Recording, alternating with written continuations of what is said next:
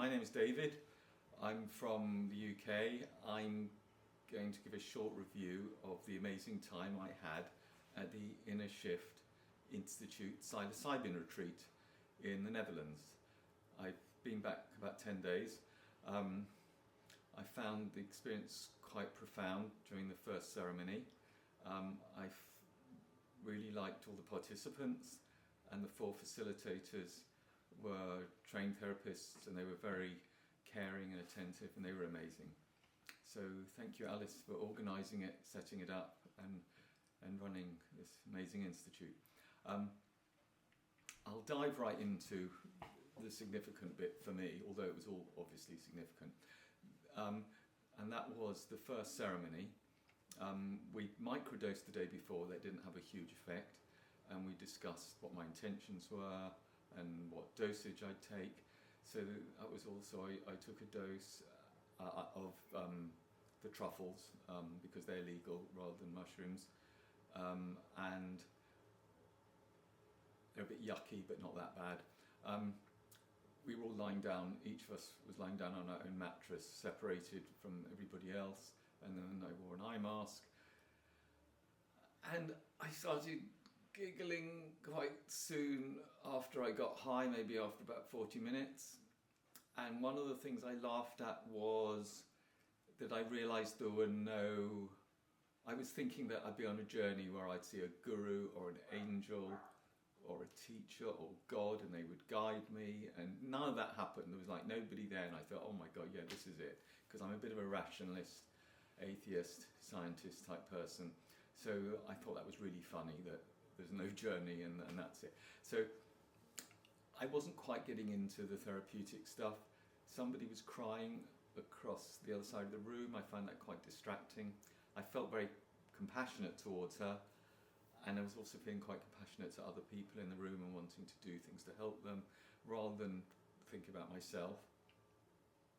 I took a booster, that's an extra bit of psilocybin in the truffles, and I took another booster, and that brought me back into myself.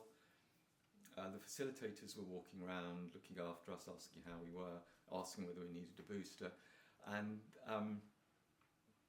one of them, Rachel, who was brilliant, she sat next to me, put her hands on my heart. We didn't really speak much.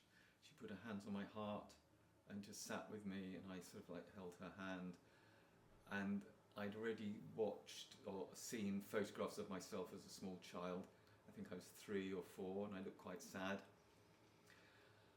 And then I started crying, and I've only ever really cried when watching a sad movie. I haven't really cried like this, and it was, and I was feeling really sad for this poor little boy, this poor little David.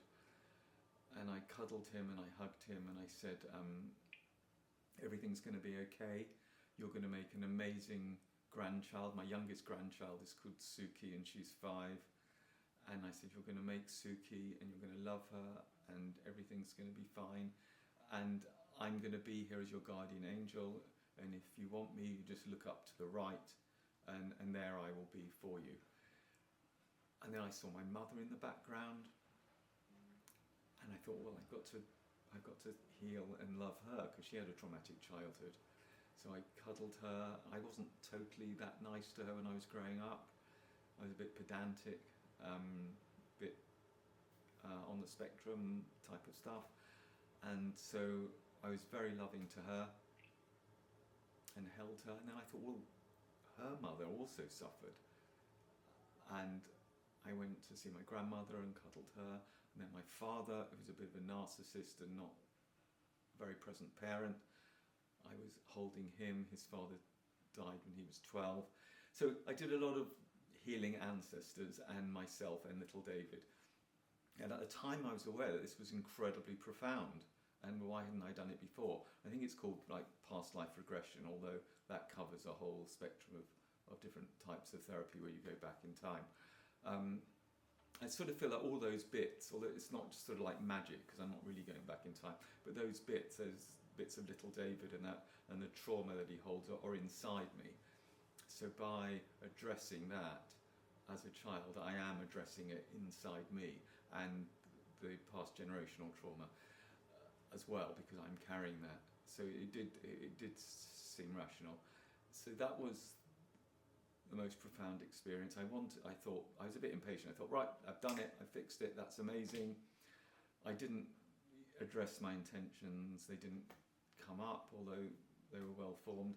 And I got up, said, right, that's it, have some fruit, end of trip, finished.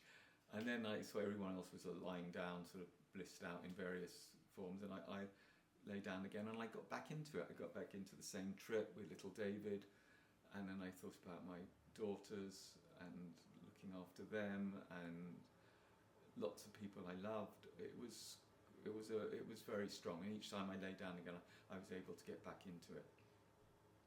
I could say a lot more. The food was amazing. I'm vegan, so they made special vegan food. The rest of it was vegetarian.